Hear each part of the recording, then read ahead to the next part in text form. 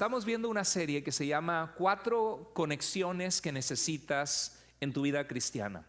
Dios nos creó para relacionarnos con otras personas. Dice el libro de Génesis 2:18 que no es bueno que estemos solos. Dios nos creó para relacionarnos con otras personas, y mucho del sentido de la vida, lo que nos hace felices, lo que nos da alegría, es estar conectados en relaciones sanas. Y la semana pasada hablábamos que necesitamos estar conectados en una reunión grande.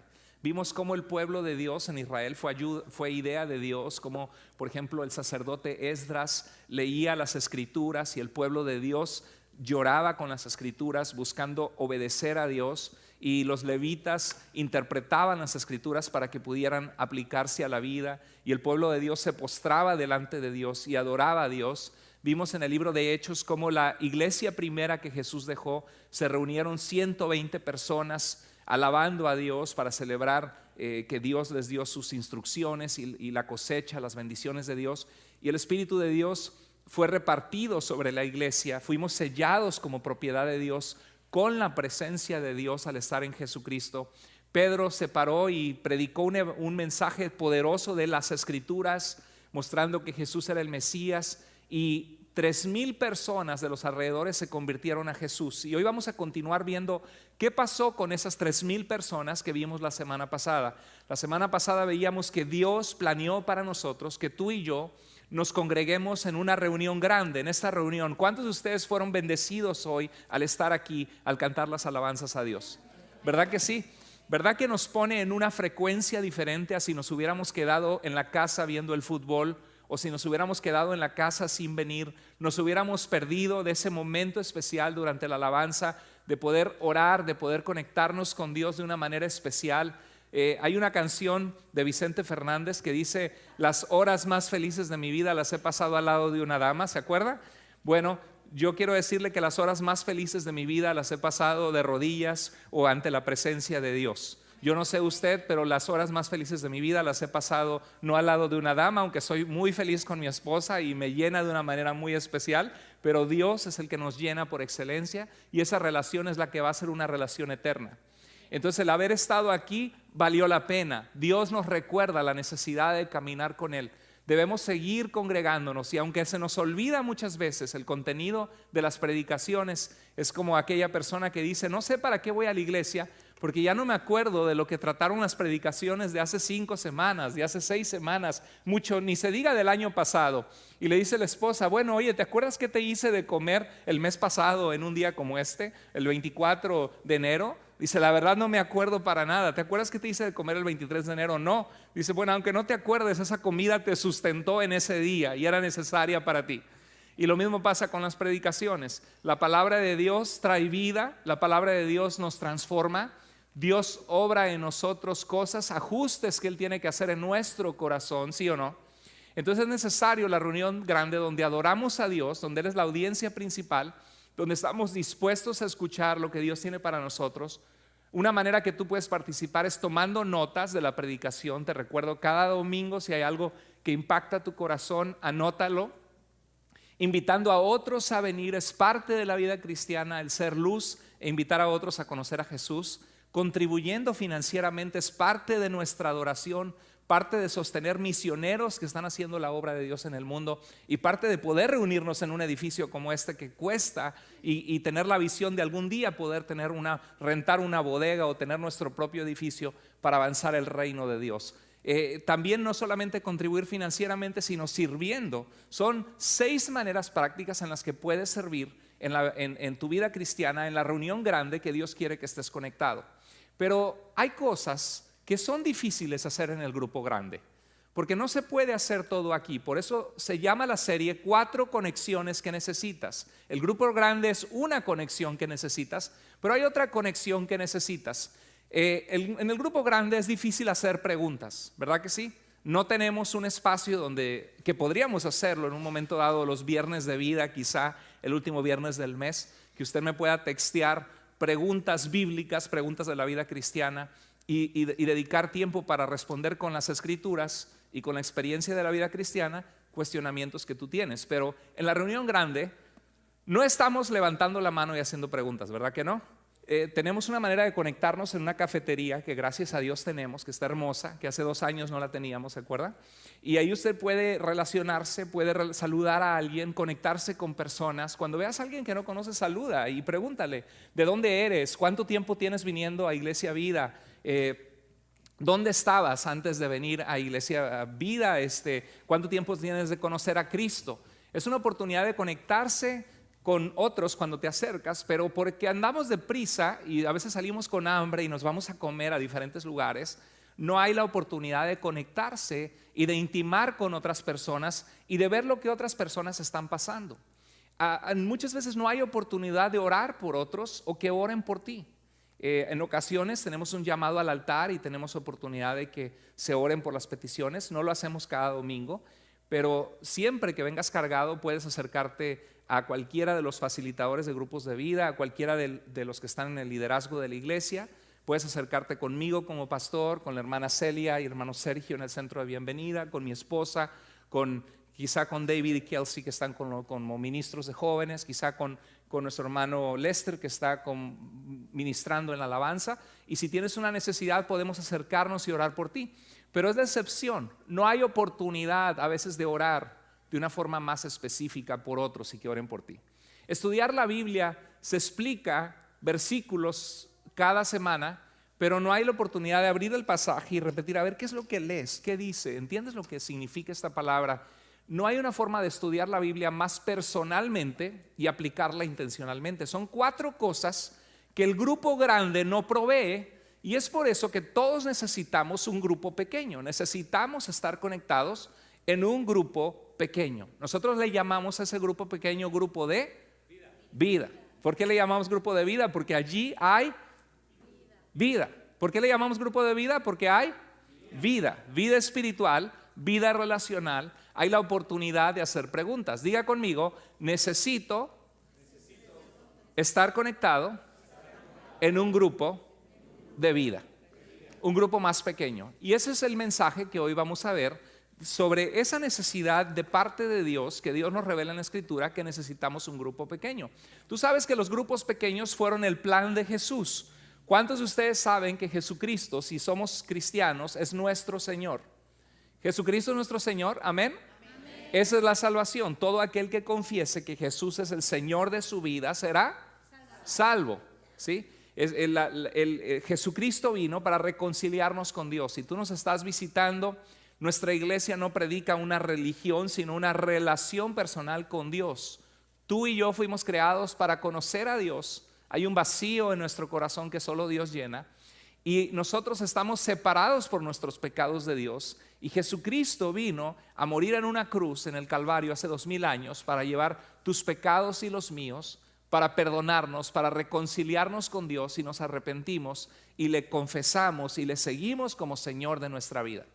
Entonces Jesús, que es nuestro Señor, nos muestra en los evangelios, donde siempre lo vemos a Él sanando enfermedades, predicando el reino de Dios, pero lo vemos en un contexto constante en los 4 evangelios a Jesús. ¿Qué contexto es ese?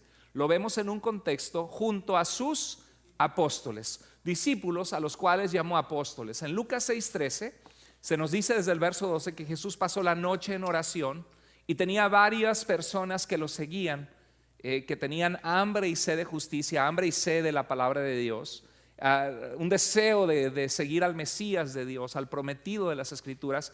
Pero de todos esos discípulos, en una ocasión Jesús mandó a 70, tenía más de 70. Pero de todos esos pasó la noche en oración, y de seguro que Jesús dijo, ¿a quién voy a escoger y por qué lo voy a escoger? Y de seguro que dijo, Pedro es aventado, es medio torpe, a veces se emociona y promete y no cumple, pero tiene liderazgo y tiene deseo de servirme, y dejó las redes y me siguió, ¿no? A Juan es un jovencito con un corazón de oro para Dios, tiene hambre de Dios, voy a invertir en la vida de Juan, ¿no? Mateo, despreciado por su comunidad, cobrando impuestos para Roma, visto como un pecador y un traidor, pero que dejó el banco del dinero y la comodidad de recoger tributo público y monedas y manejar dinero todo el tiempo para seguirme. Tiene un corazón para Dios. Mateo. Judas, ese está terrible, pero es necesario que la escritura se cumpla y vine a dar mi vida. ¿Cómo me va a doler? Porque va a mojar conmigo en el plato el pan y lo voy a amar y voy a lavar sus pies, pero me va a traicionar. Ni modos, Judas, ¿no? Y Jesús pasó la noche en oración y escogió a 12, dice la Biblia, y los llamó apóstoles, que en el idioma que fue escrita la Biblia significa enviados, comisionados con la autoridad de Jesús para servir. Por eso Marcos 3:14 dice que designó a 12 para que lo acompañaran. ¿Y qué? Para enviarlos a predicar. Siempre el ser parte de un grupo no es solo un club. La iglesia no es un club donde solamente socializamos. ¿Y cómo estás, manita? Y bien, ¿y cómo te ha ido? No, pues muy bien. Oye, ¿ya viste lo del juego? Te invito a mi casa. Qué bueno tener amistades. Pero la vida cristiana es un echarnos porras para Jesucristo. Un echarnos porras para ser formados en el carácter que Dios quiere formar en nosotros.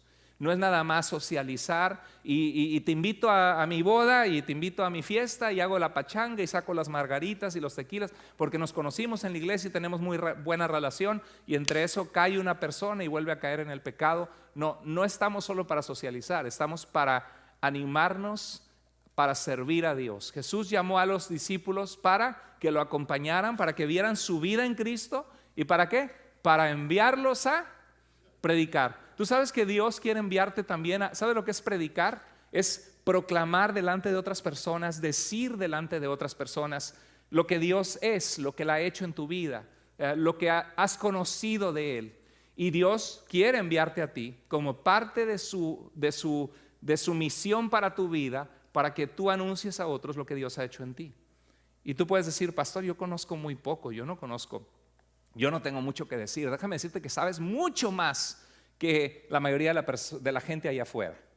Y lo poco que sabes, Dios quiere que lo compartas. Bueno, fue el plan de Jesús tener un grupo pequeño.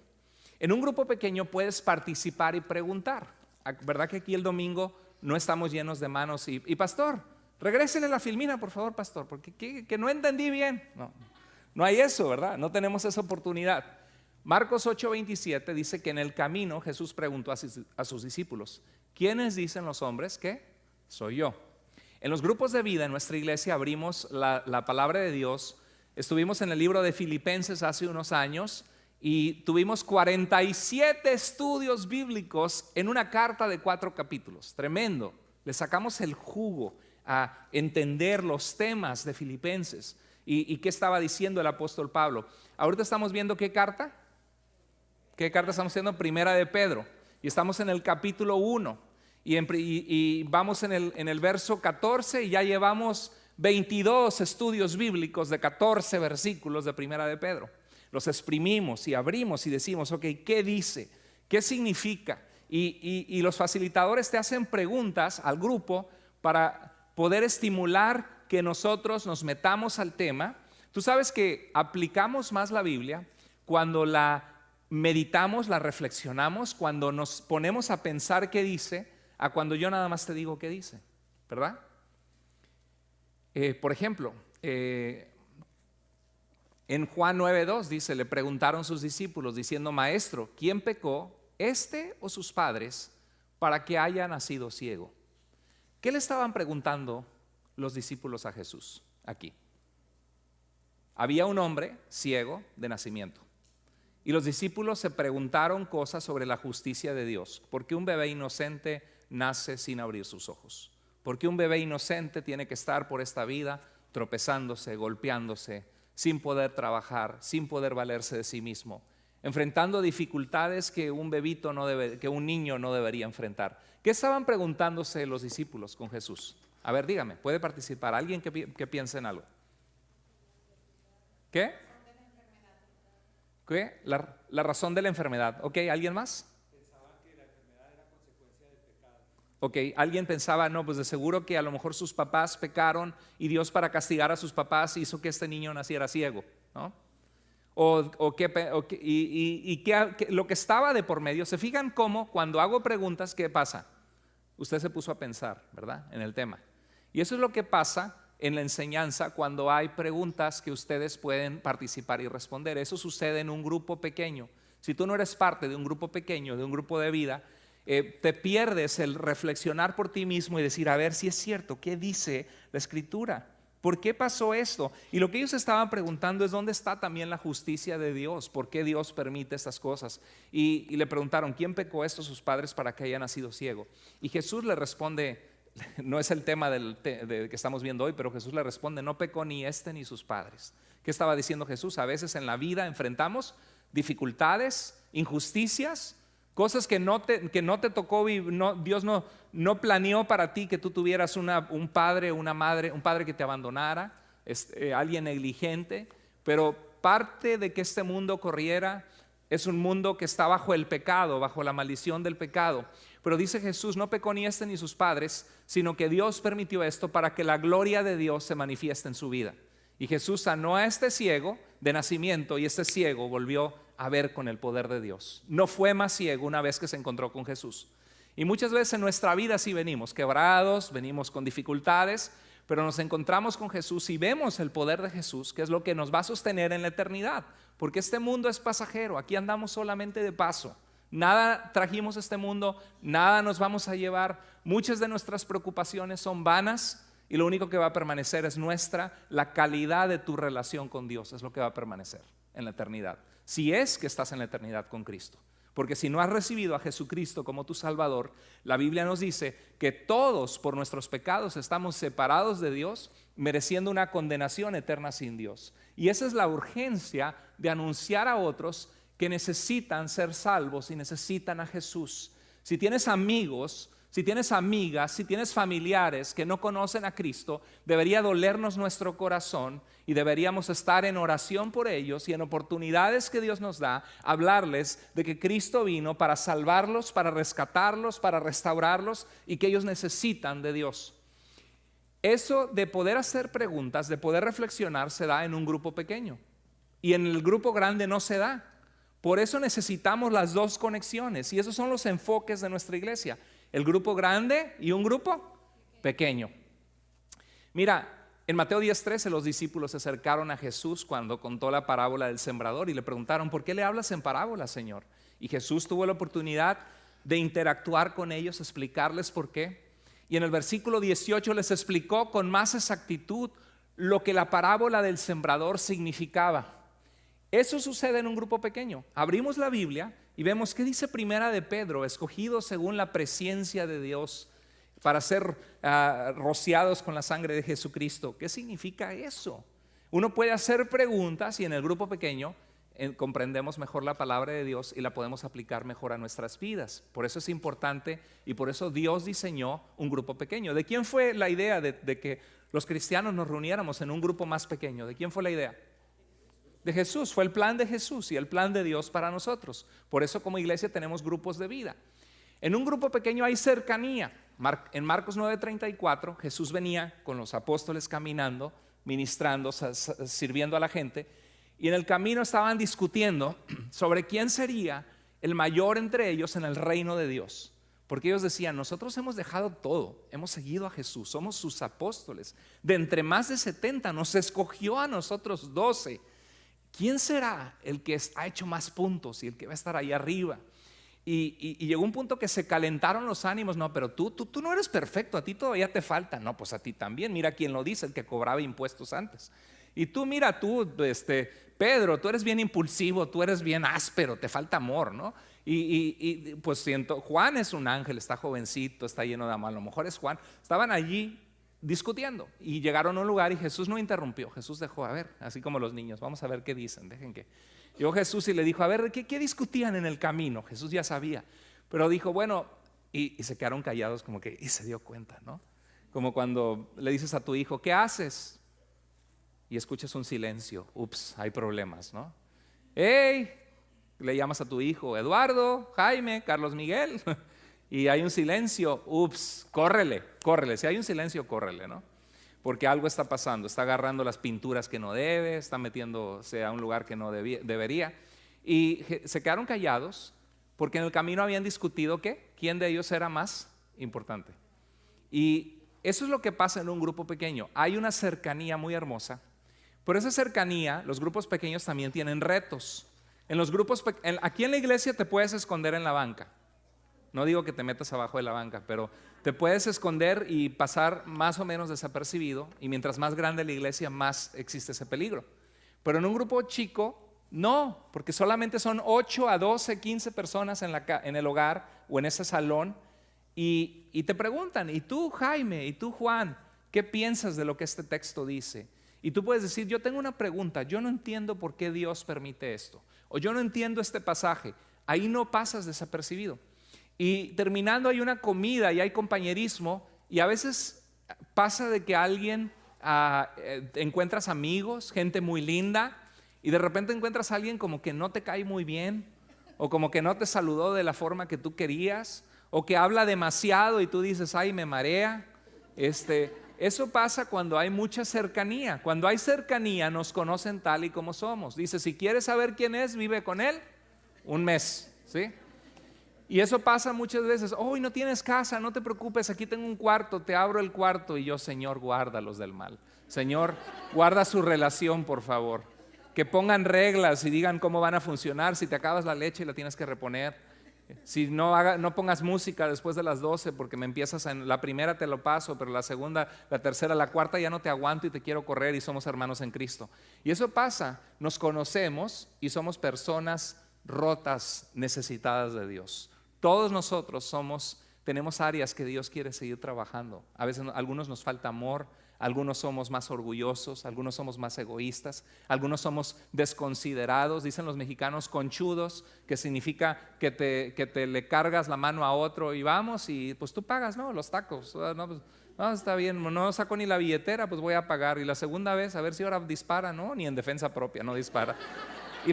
Y otra vez, y pagas tú. Y llega un punto, no, este me quiere ver la cara, se carga la mano, oye, no pone de su parte, ¿no?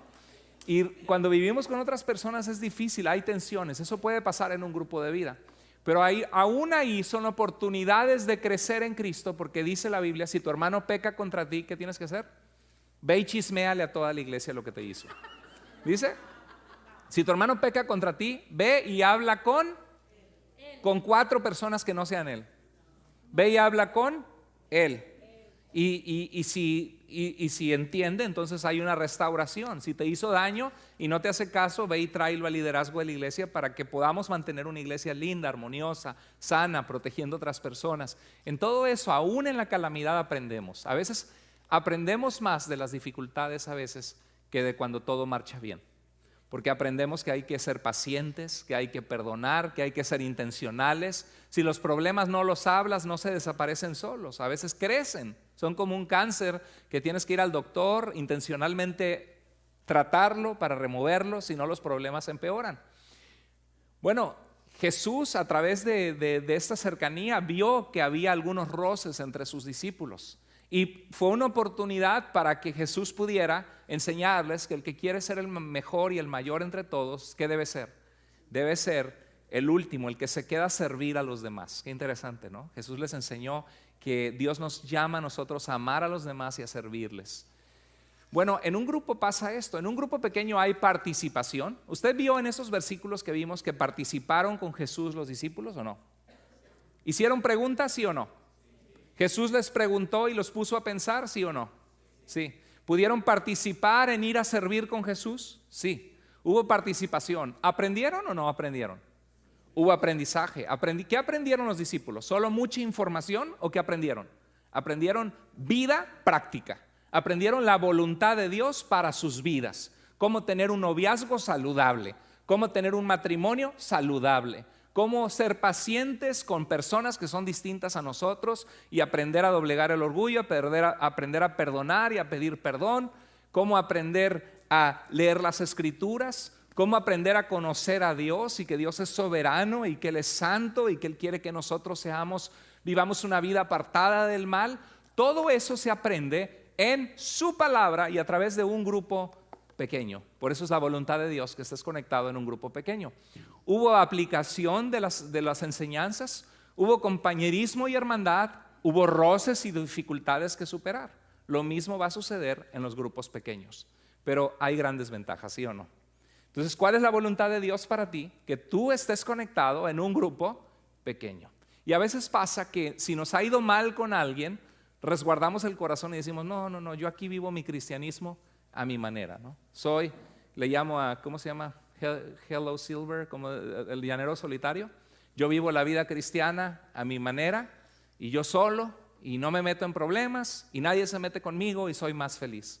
Déjame decirte que no eres más feliz, porque cuando vives la vida cristiana en comunidad, hay otros que están orando por ti, estás participando en la escritura con otros, vale la pena el riesgo. Las relaciones humanas son riesgosas porque hay gente que nos traiciona. ¿Jesús lo traicionó uno de los dos en el grupo o no? Sí, le salió rata y traicionero. Judas, dice la Biblia, que sustraía de la bolsa que ellos usaban para poder viajar y cubrir sus comidas. En Lucas capítulo 8:3 dice que mujeres ricas donaban al ministerio de Jesús para que pudieran viajar y llevar el evangelio, y Judas llevaba esa bolsa y sustraía, dice la Biblia. Hay gente, las relaciones humanas son riesgosas, pero son una bendición. Vale la pena tener 9 buenas amistades y encontrarte por ahí un tlacuache, encontrarte por allá una persona que te trata mal, o una rata por ahí. Por esas 9 vale la pena, ¿no? Entonces así pasa. Jesús, 1 de cada 12 te va a traicionar con Jesús, ¿no? Un grupo pequeño es la iglesia en su sentido básico. Mira, cuando Pablo escribe las cartas a los romanos, al final habla, la iglesia que está en su casa le saluda, y habla de una pareja, un matrimonio que se llamaba Aquila y Priscila. Y en Hechos 18 se ven Aquila y Priscila que escuchan a predicar a un griego, que muy buen expositor judío de las escrituras, y Apolo se llamaba, y lo toman aparte y le explican mejor el reino de Dios. Era una pareja comprometida con Dios. ¿Cuántos de ustedes han experimentado ver en la iglesia una pareja comprometida con Dios? Que tanto esposo como esposa sirven a Dios juntos. ¿Han visto eso o no? ¿Cómo te inspira eso en tu vida? ¿Cómo te ayuda en tu vida eso? ¿No es cierto que lo ves y dices, wow, qué lindo que como pareja te puedas poner de acuerdo y tener una pasión por Dios? Se necesitan parejas así, que sirven a Dios, y tenemos varias en la iglesia, gracias a Dios. Y Priscila y Aquila, dice, los saludan en el Señor, como también la iglesia que se reúne ¿en dónde? En la casa de ellos. ¿Qué vemos en el Nuevo Testamento? Vemos a una iglesia que se reunía ¿dónde? En las casas. No había templos como nosotros. Eran múltiples iglesias reunidas en las casas. Era la iglesia en su expresión más básica, porque la iglesia somos las personas, la reunión de los que hemos sido salvos por la gracia de Jesús, de diferentes nacionalidades. Nos ha ido diferente en la feria, como dicen por allá, algunos bien, algunos mal, algunos peor, ¿no? Nos ha ido, algunos tienen diferentes personalidades, y es enriquecedor conocernos y saber lo que Dios ha hecho en nuestras vidas. Es necesario, es el plan de Dios tener un grupo pequeño. Cuando Pedro predicó y se convirtieron a Cristo 3,000 personas, era el grupo grande, ¿no? Y después, ¿qué hicieron esas 3,000 personas? Se reunieron en grupos más pequeños, como grupos de vida nosotros. En Hechos 2:42 dice que se mantenían firmes. ¿En qué? En la enseñanza de los apóstoles. ¿En qué más? En la comunión. ¿En qué más? En el partimiento del pan. Hermanos, es mi favorito, van a decir por ahí. ¿Y en qué más?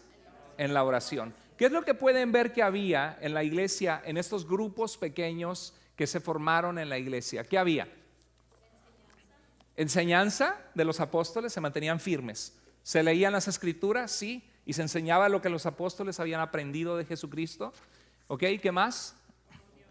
Había comunión. ¿Qué es comunión? Compañerismo, amistades que se forjaban, ayudas de una persona que te apoyaba. ¿Qué más vemos que había? Bueno, compartir comida, el pan. ¿Verdad que es muy bonito el compartir comida? Es algo muy íntimo, muy, muy íntimo. Cuando tú te sientas a comer con alguien, estás siendo totalmente vulnerable. Si estás en guerra y alguien te puede sacar un revólver por ahí o una espada, no vas a estar comiendo tranquilo, ¿no? Ni comes, se te va el hambre. Pero sentarte a comer, y cuando no comemos sí nos ponemos como que estamos en guerra, algunos de nosotros. Pero cuando comes es un relax. Mis hijos hasta cantan con la comida, y empiezan a cantar alabanzas a Dios al comer. Cuando uno come se relaja, hay conexión y ¿cómo estás? Y cuéntame, y hay algo súper íntimo que nos une. Y en los grupos de vida tenemos, en los que están en los hogares, se turnan y comparten flautas, taquitos, tortas. Digo, si quiere ir, pues hay una buena razón por la cual ir. Comidas, manjares gastronómicos de México, de El Salvador, de Honduras, de Guatemala, así que siempre puede conectarse. Había partimiento de pan y había, ¿qué más? Oración. Entonces vemos que allí había, ¿ustedes sienten que hacemos eso en nuestras casas o no? En los grupos de vida en la iglesia. Yo creo que nos mantenemos firmes en estudiar las Escrituras. Primera de Pedro estamos viendo, ya vimos todo Filipenses. ¿Hay comunión? Sí. ¿Hay partimiento de pan? Sí. ¿Hay oración en las casas? Sí. Podría haber más, hemos tenido periodos especiales de oración. Y continúa el verso 46, dice, no dejaban de reunirse en el templo ni un solo día. ¿Y qué dice? De casa en casa partían el pan y compartían la comida, ¿cómo? Con alegría y generosidad. El reunirte con otros trae gozo. Alguno de ustedes se emociona y dice, ay, es viernes, hoy es mi grupo de vida. Es sábado, hoy es mi grupo de vida, voy a ver a los hermanos y relajarme después del trabajo y compartir comida y vernos y orar unos por otros. Es algo hermoso, hay alegría. Y dice el verso 47 que alababan a Dios y disfrutaban ¿de qué? De la estima general del pueblo. El cristiano debe tener un buen testimonio. No puede haber un buen cristiano que viene a la iglesia y entre semana anda transando a la gente. No puede haber un cristiano que viene a la iglesia y es un irresponsable en su trabajo, que le deja parado el trabajo a su jefe. ¿Por qué? Porque ensuciamos el nombre de Dios. La gente dice, uy, así son todos los cristianos, ¿no? Porque la iglesia está llena de gente imperfecta, gente necesitada de Dios, gente que batalla con sus emociones, con su carne, con sus tentaciones. Gracias a Dios, aunque no somos lo que deberíamos ser, gracias a Dios que no somos lo que éramos la mayoría de nosotros.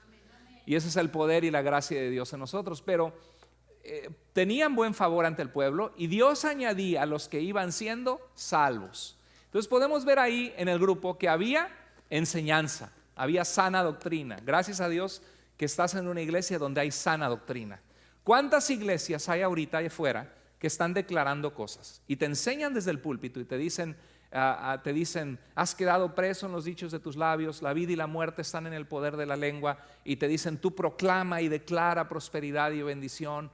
Muchos de ustedes han atraído maldición porque han hablado palabras de maldición, y tú declara y escuchas las oraciones y Señor, en este momento declaramos sanidad en el nombre de Jesús. Señor, declaramos que ya es hecho. ¿Lo han escuchado? Pues yo, al leer las páginas del Nuevo Testamento y del Antiguo Testamento, ni una sola vez ves esas enseñanzas. Surgieron en 1970 en Oklahoma con un hombre que se llama Kenneth Hagin. No vienen de la Biblia, no vienen de los apóstoles, no vienen de ningún libro de las Escrituras. Jesús, que es nuestra autoridad por excelencia, nos enseñó a orar. Orarán ustedes así: Padre nuestro que estás en el cielo, santificado sea tu nombre, venga tu reino.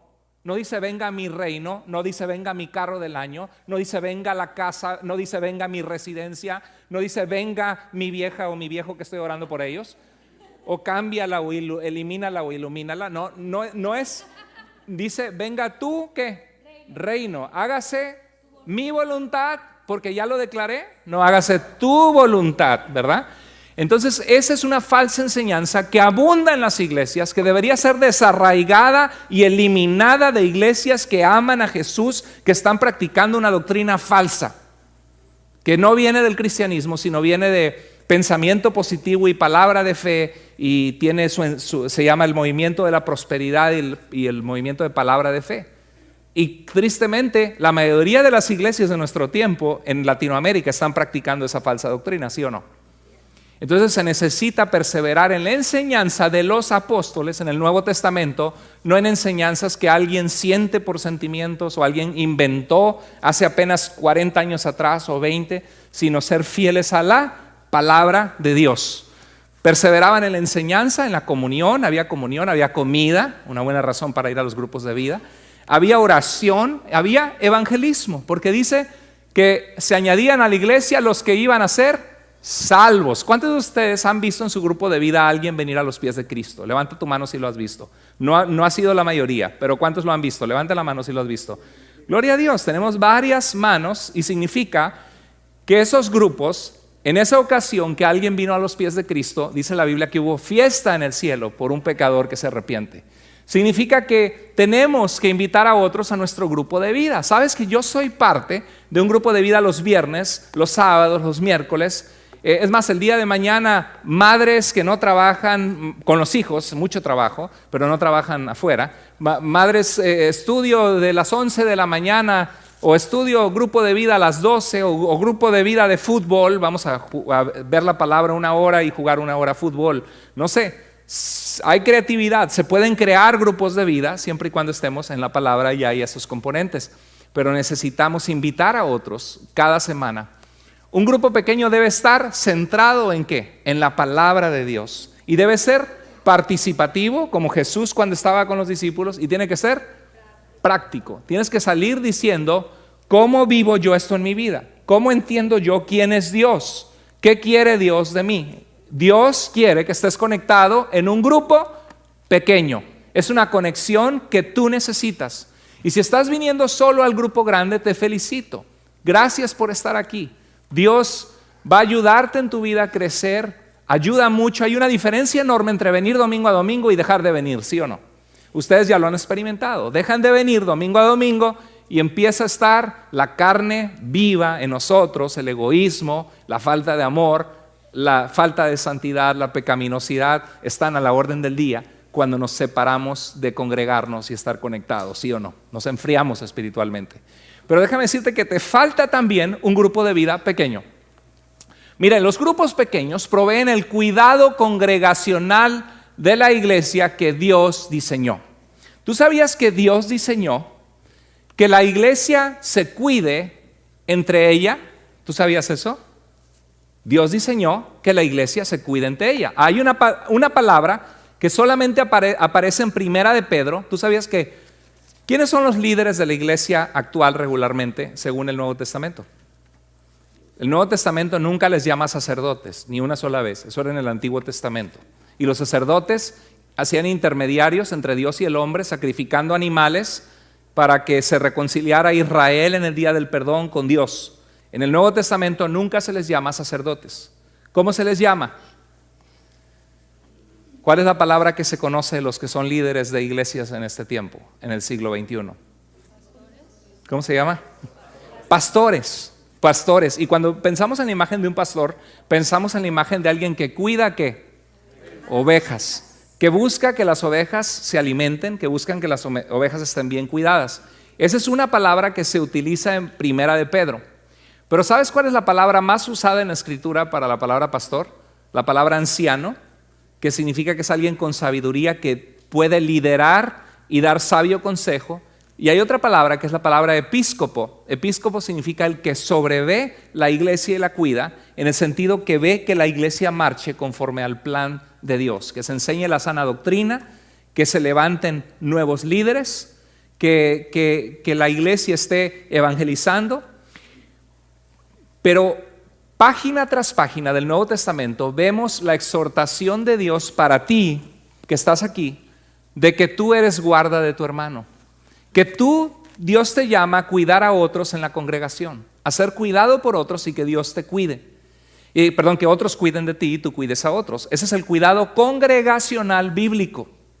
Y es importante saber eso porque, déjame decirte esto, es imposible, escúcheme, es imposible que una sola persona pueda tener una relación cercana, ahí está el calificativo cercana, con más de 12 personas.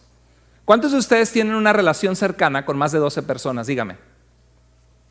¿Cuántos de ustedes tienen un amigo? Levante la mano. ¿Cuántos de ustedes tienen 2 amigos? ¿Cuántos de ustedes tienen 5 mejores amigos? Levante la mano si tienes 5 mejores amigos. Uy, necesitan muchos amigos, ¿no? Vamos a cantar ahorita terminando, Lester. Yo quiero tener 1,000,000 de amigos. No, ¿verdad?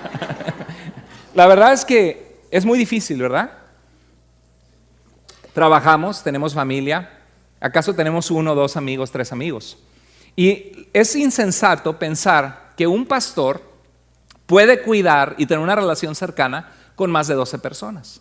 Es por eso que el plan de Dios es que tú y yo estemos conectados, incluyéndome yo, en un grupo pequeño. Porque es ahí donde podemos conectarnos de una manera más personal que el grupo grande no nos permite hacerlo. Y esto sucede, miren, este es un estudiante que tiene un libro, y bueno, una persona que tiene un libro en la iglesia. Supongamos que el libro representa una carga, ¿no? Representa un problema que necesita ayuda, por ejemplo, del pastor. Cuando tienes un problema, ¿en qué piensas?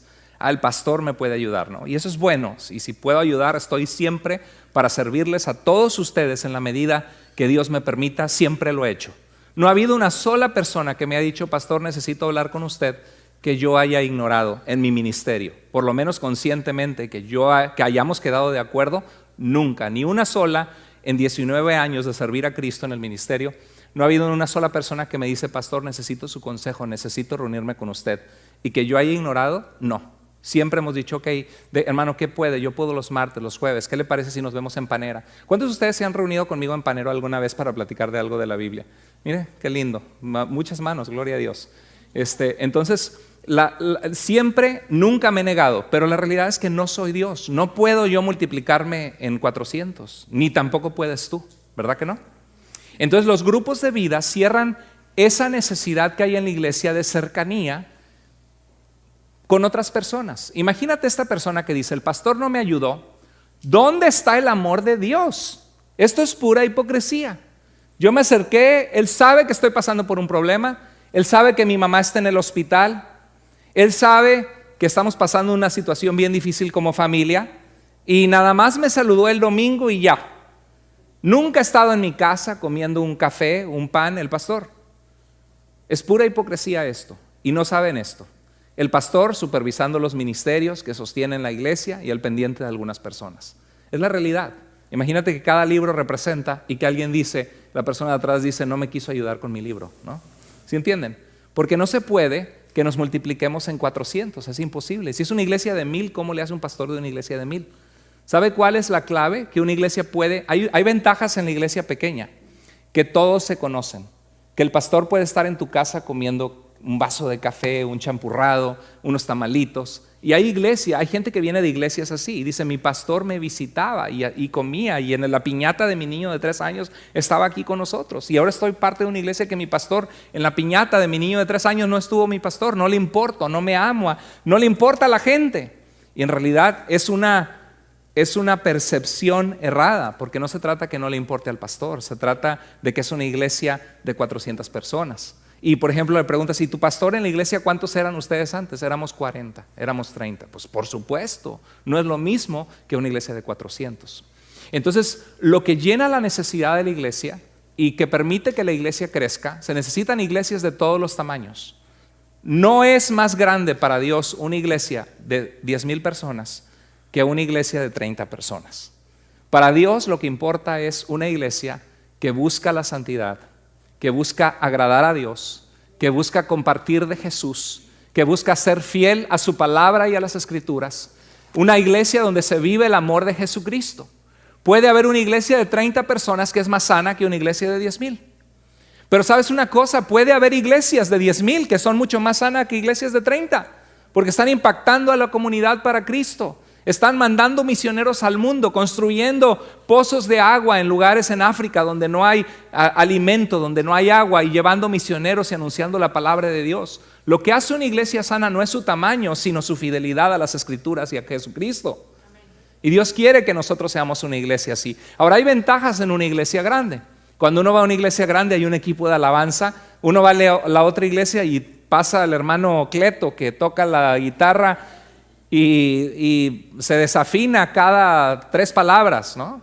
Y dice, aquí cantamos como Narciso, feo pero macizo. No estoy pensando en ningún Narciso, aclaro, así decía mi pastor en México, y nada más porque rima. Pero decimos así y dice, no, pues la alabanza uno alaba a Dios, ¿no? O pasa una hermana, dice, voy a cantar, ay para la honra, hermano, ¿no? Y canta, y hermano, cante más allá del sol mejor, ¿no? Canta en do, en donde nadie lo oiga, hermano, sí. No es su don, pero es para la gloria de Dios, dice, ¿no? Pero cuando una iglesia está pequeña, no está tan organizada, no hay actividades para los jóvenes, ¿verdad? ¿Cuántos quieren que tienen hijos, queremos que nuestros hijos amen a Dios y conozcan a Jesucristo? ¿Cuántos queremos que nuestros hijos o hijas se casen bien y sean felices en su vida? ¿Cuántos de nosotros queremos que nuestros hijos estén apartados de la drogadicción, del alcoholismo y de todas las malas influencias que están afuera corrompiendo sus mentes y sus vidas? Amén. Bueno, ayuda a tener una iglesia bien organizada con un grupo de jóvenes y tener a David y Kelsey como líderes de jóvenes. Es una bendición, y poder estar organizados con Natalie, con Carlos y con Fernando, Anaí, con todos los que ayudan, la hermana Magali, Daza, que están ayudando en el ministerio, es una bendición. Esos son bendiciones de una iglesia grande. Y eso es lindo, pero necesitas un grupo pequeño. Porque si no, tus necesidades se van a quedar a medias. Vas a recibir la palabra, pero vas a llorar solo, vas a llorar sola, vas a pasar por situaciones difíciles, aunque hayas venido el domingo, porque no tienes un grupo que te apoya. En Mateo 9:37 dijo Jesús a sus discípulos: ciertamente la cosecha es mucha, pero los trabajadores son pocos. Dios quiere levantar hombres y mujeres de Dios, facilitadores de grupos de vida. El grupo pequeño ofrece cuidado y apoyo espiritual en los momentos difíciles y en la oración. ¿Cuántos de ustedes han encontrado apoyo en oración en su grupo de vida en momentos difíciles? Gloria a Dios. Y si no estás siendo parte de un grupo de vida, te estás perdiendo de eso, de poder tener a alguien que pueda llorar contigo, que pueda alegrarse cuando tú te alegras, que pueda hacer un apoyo en oración. Por eso se necesita, por eso es la voluntad de Dios que seamos parte de un grupo pequeño. ¿Qué dice Filipenses 2:4? Cada uno debe velar, dice, el pastor debe velar no solo por sus propios intereses, sino también por los intereses de los demás. ¿Dice eso? Los líderes de la iglesia deben velar no solo por sus propios intereses, sino también por los intereses de los demás. ¿Dice eso Filipenses? ¿Qué dice? ¿Cada quien? Cada uno. Di, yo soy cada uno. Yo soy uno de ellos, ¿sí? Tú eres uno de ellos. ¿Qué te pide Dios que hagas? Que veles, que estés al pendiente, no solo de tus propios intereses. Todos tenemos retos, todos nosotros tenemos retos ahorita, problemas económicos, problemas con nuestros papeles, problemas con algún familiar, problemas relacionales, alguna enfermedad, alguna carga que estamos cargando, y todos tenemos intereses propios, todos, ni uno solo de nosotros hay que no tenga un interés propio.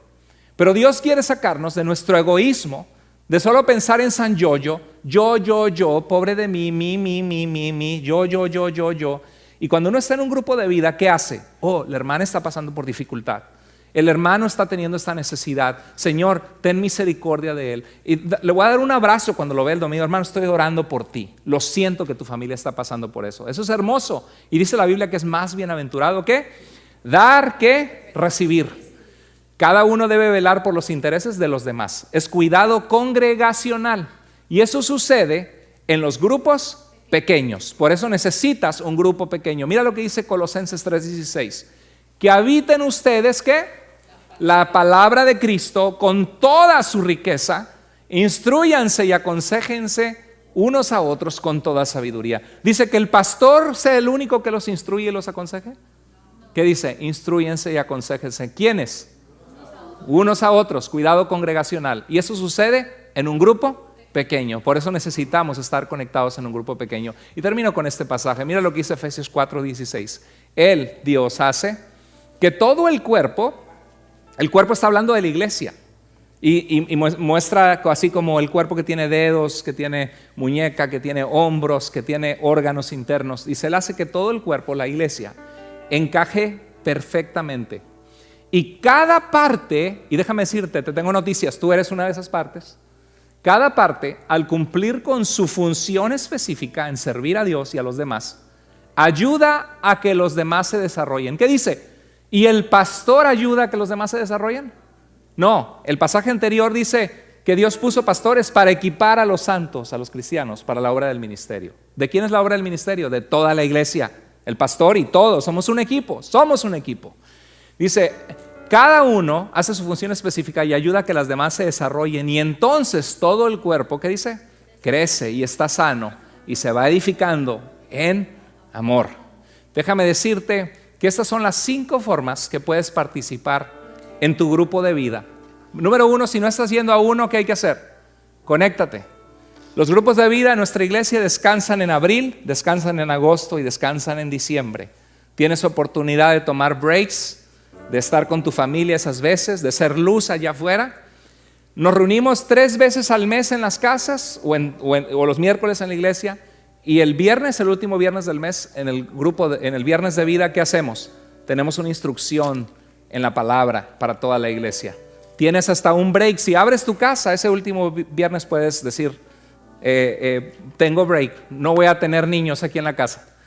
Si quieres abrir tu hogar y te preocupa que los niños van a saltar en tu sillón, te preocupa que te maltraten tu casa, puedes probar un mes, puedes probar un ciclo de 3 meses, que solamente son 3 veces por mes. Y puedes hablar con el facilitador, el líder de tu grupo de vida, y decir, hermano, solo les pido por favor que en este sillón blanco los niños no se suban, ayúdenme. Por favor les pido que al final me ayuden a levantar la casa, lavar los platos, porque se van y me dejan todo. Con mucho gusto, estamos para servirte, somos un equipo, hay que estar comunicados, porque no queremos darle carga a nadie que abre su casa. Queremos que para ti abrir tu casa sea un deleite, que sea más bienaventurado dar que recibir, ver a tus hermanos en la fe en tu casa. Y si hay algo que te preocupa, háblalo sin pena, nadie se va a ofender. Queremos ayudarte, que abras tu casa con alegría, con gusto, sabiendo que vamos a cuidar tu casa. Y si hay algo que no sale bien, avísame a mí, avísale a tu facilitador o a mí, te vamos a proteger y a cuidar, te valoramos, porque es muy importante que estés abriendo tu hogar. Si tú quisieras aprender a facilitar un grupo de vida, dile a tu facilitador, a tu líder de grupo, y dile, a mí me gustaría aprender a hacer esto. Y te va a preguntar, ¿estás siendo fiel? Pues sí. ¿Estás contribuyendo a la obra de Dios? ¿Estás mostrando con tu vida que Dios es importante? No, pues que sí. ¿Estás teniendo un buen testimonio? Sí. Bienvenido. Se necesita, la mies es mucha, los obreros son pocos. Entonces, ¿qué haces tú en un grupo de vida? Conéctate. Una vez conectado, ¿qué haces? Participas y descubres lo que Dios tiene para ti. Aplicas las verdades que descubres a tu vida. Cómo ser una mejor persona, un mejor cristiano. Cómo confiar más en Dios, preocuparte menos. Cada tema es diferente cada semana. ¿Qué haces en el grupo de vida? Participa orando. Ha habido milagros que Dios ha hecho en los grupos de vida. Ha habido sanidades poderosas que Dios ha hecho en los grupos de vida. Ha habido personas que se estuvo orando y que vinieron a la fe, familiares de personas. El ciclo de noviembre, septiembre, octubre estuvimos orando mucho que Dios trajera líderes de jóvenes a nuestra iglesia. Ya para diciembre Dios había contestado la oración. En septiembre y octubre estuvimos orando que Señor trae personas nuevas que conozcan de ti. Noviembre y octubre fueron los meses más altos de asistencia en la historia de la iglesia. Hay respuestas a la oración. Servimos a un Dios poderoso que escucha las oraciones, que dice, clama a mí y yo te responderé y te mostraré cosas grandes que tú no conoces. Y dice la Biblia que Dios, donde hay 2 o 3 reunidos en su nombre, ahí estoy yo en medio de ellos. Hay poder cuando el pueblo de Dios se reúne y el pueblo de Dios ora. Ora por otros, invita a otros. ¿Y sabes cuál es el propósito? Que si somos 8 en nuestro grupo, al final del grupo haya 12, haya 14, y que el siguiente ciclo hayan 22 y ya no quepamos y se hacen 2 grupos de 11. ¿Por qué? Porque se trata de avanzar, ¿qué cosa? El reino de Dios.